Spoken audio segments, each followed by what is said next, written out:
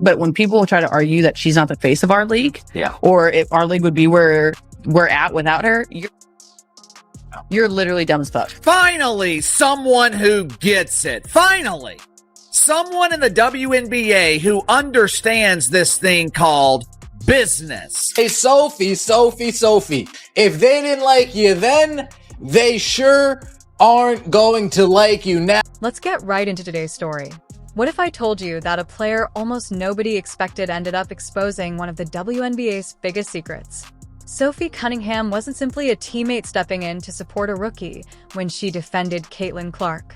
Her decision became the spark that set off one of the league's biggest controversies, and that fire still hasn't gone out. This wasn't an ordinary hard foul. It wasn't some random highlight that happened to explode online. This moment directly challenged the system. For months, fans have been asking the same question. Is Caitlin Clark being targeted? The league's answer has consistently been no. They called it nothing more than rookie hazing. Players described it as something normal. Critics called the whole situation a conspiracy. But after Sophie Cunningham delivered that hit and said, "Fuck it," she wasn't simply reacting anymore. She was revealing something. She was bringing attention to the private conversations happening away from the cameras. She was exposing the jealousy that had supposedly been building beneath the surface. And she was putting a spotlight on a league that had been profiting from Clark's enormous popularity, while quietly allowing her to absorb punishment night after night. Suddenly, viewers everywhere were asking the exact same question. What if the fans had been right from the beginning? For months, the league had relied on the same public relations explanation. This is normal rookie treatment. Nothing unusual is happening. Everybody goes through it. If you're enjoying the video, take a moment to hit like and subscribe to the Clark Update. Believe it or not, more than 79% of our viewers still haven't subscribed. It's completely free, takes only a second, and your support helps this channel grow more than you realize. Our next target is 20,000 subscribers, and we genuinely can't reach it without you. Have you subscribed already? If you have, thank you. You're helping this channel continue to grow. Now, with that out of the way, let's jump straight back into the story. Jealousy of Caitlin Clark was the topic of conversation. Sophie Cunningham was criticizing those who refused to acknowledge that Caitlin Clark is the face of the WNBA. Cunningham letting it all out and not holding back. She calls out the old guard. She calls out the people out there who refuse to say Caitlin Clark is the face of the league. The explanation was always the same. Caitlin Clark was simply experiencing what many young stars have to endure when they enter the league. Nothing personal, they said. It was about earning respect in the W, adapting to a more physical style, and learning to deal with tougher defense. But anyone who questioned that explanation could quickly be labeled a casual, a bigot, or even a conspiracy theorist. The message couldn't have been clearer. This is normal. Clark is doing fine. Stop making such a big deal out of it. There was just one problem with that narrative. The supporters weren't imagining what they were seeing. They were watching it happen in real time. Hard fouls went uncalled. The whistle was followed by shoves. Veterans appeared to make extra efforts to disrupt Clark's rhythm, while the league never seemed willing to step in and publicly condemn what was happening. Week after week, another justification appeared. She needs to become tougher. She's not the only player taking contact. She simply isn't used to this level of physicality. Then Sophie Cunningham stepped forward. In less than 60 seconds, she did what the league had avoided doing for months. She confronted it directly. She validated the concerns surrounding the bias, the patterns, and the whispers. She brought attention to conversations that were supposedly happening behind closed doors and shattered the idea that everything could simply be dismissed as rookie hazing. Love. This wasn't some random accident. The campaign had been carefully built. Sophie had the receipts. Before June 17, 2025, Sophie Cunningham was exactly the type of player the league seemed to appreciate. Tough, dependable, and quiet. She didn't create unnecessary drama. She showed up, competed hard, and kept her focus on basketball. She fit the image of a reliable role model and had a respectable following, with around 350,000 people on Instagram and another 200,000 on TikTok. That was enough to make her relevant, but nowhere near enough to make her the face of the league. Let's be honest, nobody expected Sophie to suddenly become a disruptor.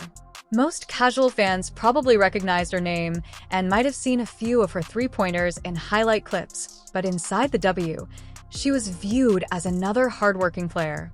Her teammates respected her. Coaches trusted her. The media, however, rarely gave her much attention. She didn't have a major shoe deal. She wasn't appearing in commercials. She wasn't sitting on ESPN panels. And she certainly wasn't making headlines for anything other than what she did on the court. Sophie was reliable. She wasn't considered a problem, but she wasn't viewed as a superstar either. She was simply another piece of the system.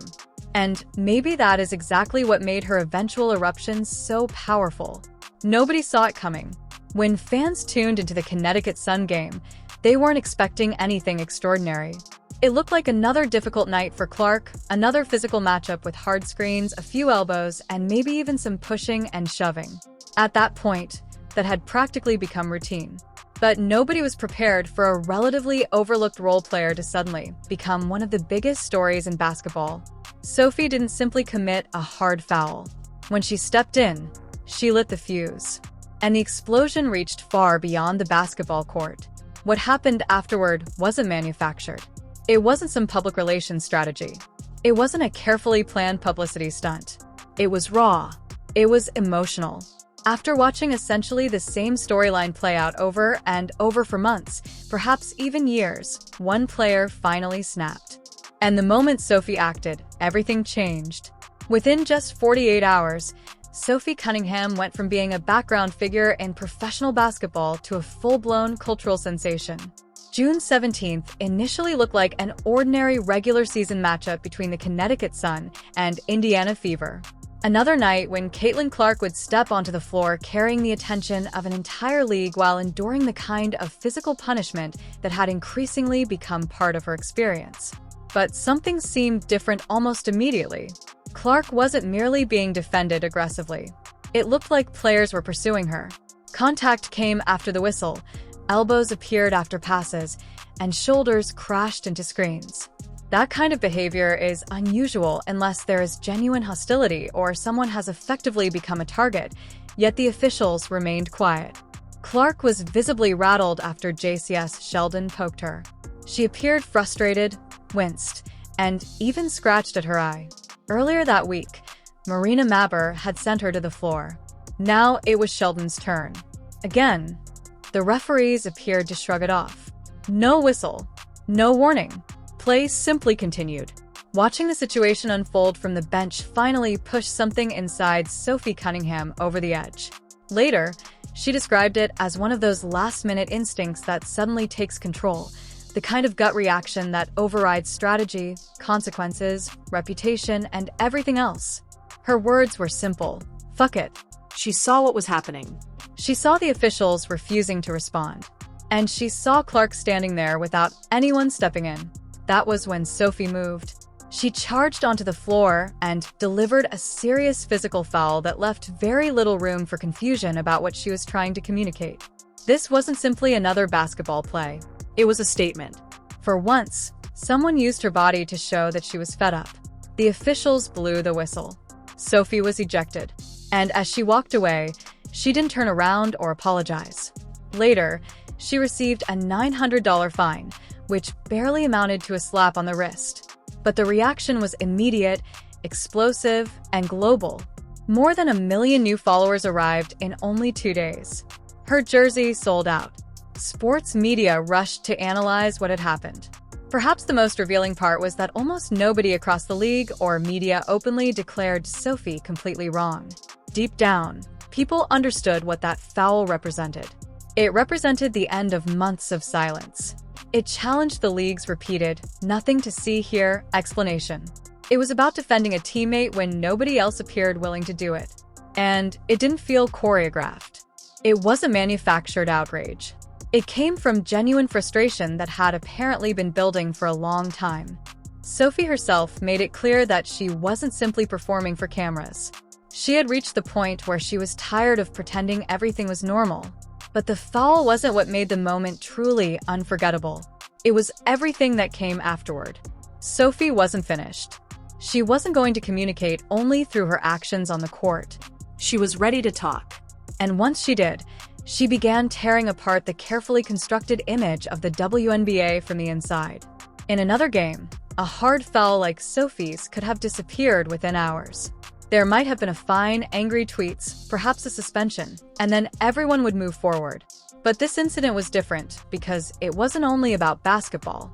Sophie Cunningham's foul became a public act of resistance against a system that, according to critics, had repeatedly and quietly failed Caitlin Clark. It carried a meaning beyond physical contact. It became a message to the opposing team, the officials, the league, and all the players watching from the sidelines while appearing to ignore what was happening. The message was straightforward. I see what's happening. I'm tired of it. And I'm not staying silent anymore. Sophie's life changed almost overnight. More than 1 million followers arrived within 2 days. Her merchandise sold out across sizes. Mainstream media outlets that had previously shown little interest in her suddenly wanted the story. Perhaps the most unexpected development was a podcast agreement with Colin Cowherd's network. Just days earlier, Sophie had been a role player and quiet contributor. Suddenly, she was dominating headlines, trending above MVPs, and being completely redefined by fans. She had become the player people viewed as the bodyguard, the enforcer, the person who finally stepped forward.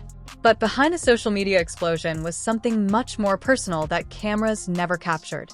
Back inside the Indiana Fever locker room after the game, Sophie sat down and looked toward Caitlin Clark. There was no dramatic speech, no long explanation, just one moment that seemed to communicate everything. Finally, Clark looked at her and said one word. That single word landed like a hammer.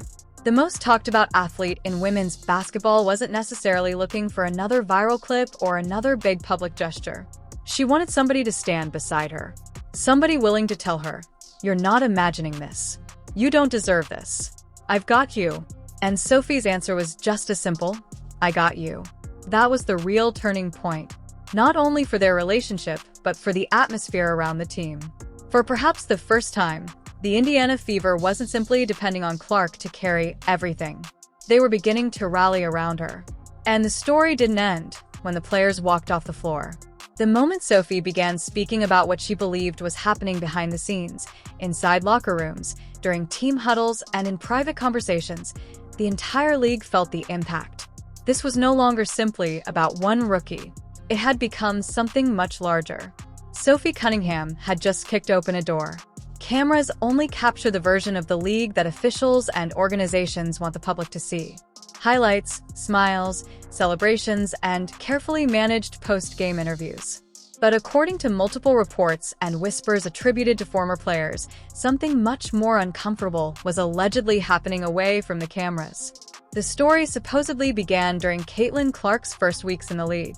Despite her record-setting college career and enormous fan base, she allegedly encountered cold shoulders, passive-aggressive remarks, and even direct hostility, not only from opponents, but supposedly from teammates as well. One former WNBA player, speaking anonymously on a podcast, allegedly delivered a chilling statement. They didn't want her to shine. She was never supposed to become the face of the league. And according to that account, the pushback started immediately. What did that pushback allegedly look like? Being isolated during team bonding activities. Whispers that she was simply a media creation. Jealousy surrounding endorsement deals with Nike and State Farm that some veterans had never received despite spending years in the league. And perhaps most shocking of all were rumors that certain players had an unofficial agreement, an unspoken understanding that Clark needed to be humbled. Not career-ending fouls. Nothing necessarily illegal. Instead, hard screens, trash talk, and just enough on-court disrespect to chip away at her confidence.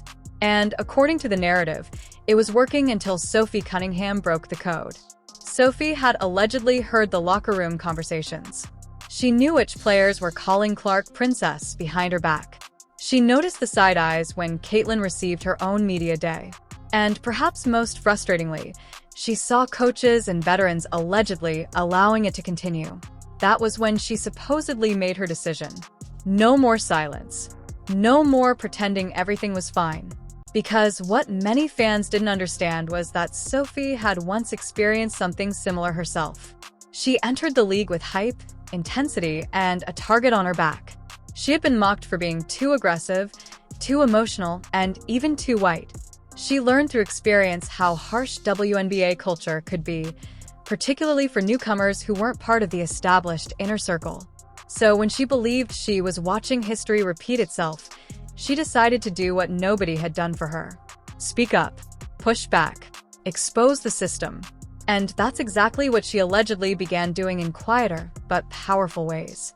During podcast appearances, she didn't identify specific people, but she criticized what she viewed as double standards. She talked about players acting like gatekeepers and coaches allegedly favoring legacy over performance. Her language remained coded, but fans believed they knew exactly who she meant. Then everything shifted. Comment sections exploded. Clips from her interviews spread rapidly. Fans began comparing foul statistics, minutes played, and even mic'd-up footage that they believed demonstrated different treatment of Clark. This was no longer simply sports drama. It had become a full-scale reckoning. Because if even part of what Sophie was hinting at was accurate, then the problem wasn't merely that the WNBA was hostile toward Caitlin Clark. The deeper issue would be whether the league was resistant to change itself. By this stage, the story wasn't only about Sophie Cunningham or Caitlin Clark anymore. What fans believed they were seeing had developed across multiple games. A recognizable pattern appeared to be forming. Clark was being hit harder, shoved away from the ball, and verbally challenged more often than other rookies. Yet when fans waited for the league to respond and protect its biggest young star, there was seemingly nothing. No major statement. No obvious wave of suspensions. Not even a clear warning. The silence became impossible to ignore. And it wasn't only fans paying attention. Analysts began breaking down clips. Dozens of possessions showed Clark absorbing contact without a whistle. Slow-motion footage appeared to show elbows, hip checks, and players dragging her to the floor. Each incident was dismissed as part of basketball. But was it really? Because when another rookie, one who wasn't Caitlin Clark, appeared to experience comparable contact, the league sometimes seemed to react much faster. Fines. Flagrant calls. Objections. So, why did Clark appear to receive different treatment? Some insiders allegedly believed the difference was intentional. The theory was that WNBA leadership, worried about upsetting established veteran stars, chose to look the other way. After all, Caitlin Clark represented something the traditional structure couldn't completely control. She brought a media machine. She attracted a new demographic. And she became a face that the old guard had not selected. Let's be honest. Clark's popularity didn't originate inside the WNBA bubble. She went from college basketball to national stardom almost instantly, bringing millions of new fans who had never previously followed the WNBA closely. And that kind of transformation made certain people uncomfortable. Former coaches speaking off the record allegedly suggested that some people within the league office feared Clark's popularity would overshadow the culture they had spent years building. And from that perspective, a dangerous message was quietly emerging. We won't protect you unless you follow our rules. But here's the problem. Caitlin did follow the rules. She didn't publicly retaliate. She didn't name names. She didn't spend every night calling out her opponents. She simply continued showing up, game after game, trying to prove that she belonged. And the quieter she remained, the louder her supporters became. That's when the league's silence began turning against it. Twitter became a battlefield. Podcasters attacked WNBA executives. Even former NBA stars started speaking publicly about what they considered blatant targeting and hypocrisy throughout the league. And at the center of everything was a rookie who simply wanted to play basketball, along with a veteran like Sophie Cunningham, who finally said what others were allegedly too afraid to say. The league won't grow if we keep tearing down the very players who are bringing in new fans. At that point, it wasn't simply about rivalries anymore. It had become a conversation about systemic problems, and the public appeared unwilling to stay quiet. The WNBA had its polished, corporate-approved message. During press conferences, officials celebrated record-breaking viewership. Sponsorship numbers were rising. Television ratings were climbing. The storyline was obvious. The league had finally reached its moment. And standing at the center of that growth was Caitlin Clark. Her debut shattered viewership expectations. She helped sell out arenas that previously struggled to fill seats. Her merchandise moved at a pace that some franchises hadn't experienced in years. But here was the contradiction. The same system benefiting from Clark's popularity wasn't, according to critics, doing enough to protect her. That was where the $1 billion hypocrisy came into focus. While the league profited from Clark's image through promotional campaigns, highlight packages, and sponsorship opportunities, she was allegedly absorbing more physical punishment behind the scenes than praise. It looked like exploitation disguised as empowerment. And fans weren't blind to it. They watched Clark collect bruises while the league released polished advertisements saying it stood behind its players. They heard broadcasters describe Clark as the future even as veteran players allegedly delivered cheap shots without consequences. One moment appeared to summarize the entire controversy. During a nationally televised game, Clark took a flagrant foul and crashed to the floor. No major review, no escalation, just silence. Yet within a day, the same league reportedly used her image in promotional material carrying the message, "The future is now." The contradiction was more than frustrating. To many fans, it was insulting. If the future really is now, then why wasn't the future being protected?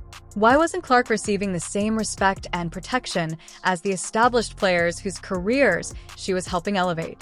And it wasn't only Caitlin. Other emerging stars were beginning to notice the double standard as well. What started as a whisper became a murmur, and then became public frustration. The league wanted the numbers. It wanted the attention. It wanted the headlines.